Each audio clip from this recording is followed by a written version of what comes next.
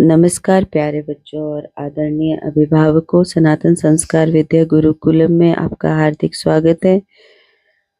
आज हम शिव तांडव स्तोत्र के 5वें श्लोक को समझने का प्रयास करेंगे।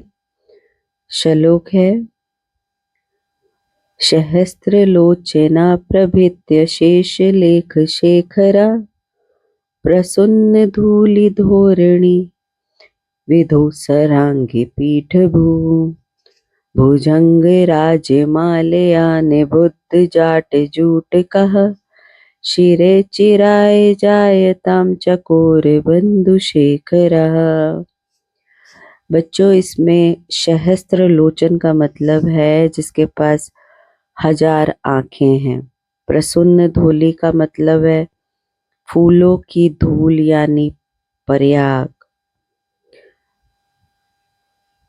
पीठ भू भगवान शिव के चरण रखने की जगह।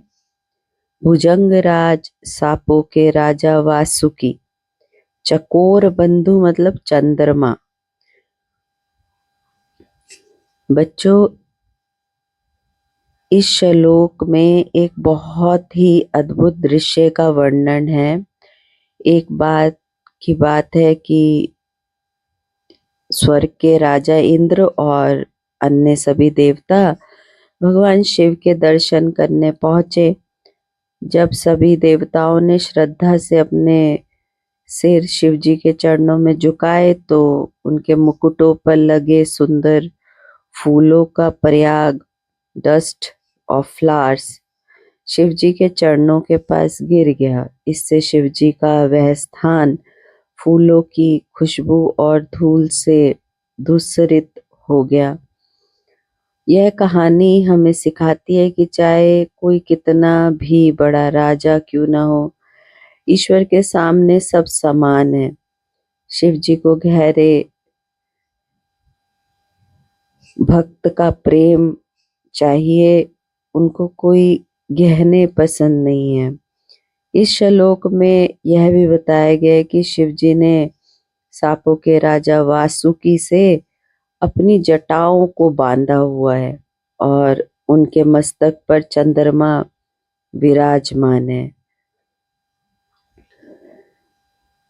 सरल शब्दों में इसका अर्थ ये है कि वे शिव जिनके चरणों में इंद्र जैसे बड़े बड़े देवता भी अपना सिर झुकाते हैं और जिनके चरणों की धूल देवताओं के मुकुट के फूलों से महकती है, जिन्होंने अपनी जटाओं को नागराज वासुकी की माला से बांध रखा है और जिसके मस्तक पर चंद्रमा चमक रहे हैं, ऐसे महादेव हमें लंबे समय तक सुख और समृद्धि प्रदान करें।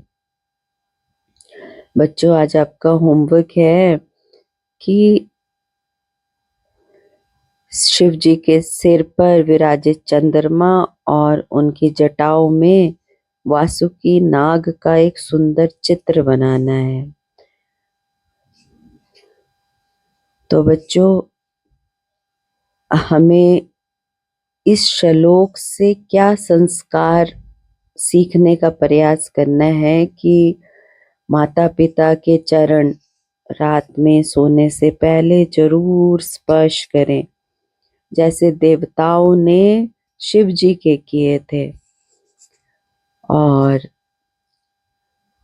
इस श्लोक के माध्यम से हमने महादेव की महिमा को समझा। अगर आपको यह पसंद आया है तो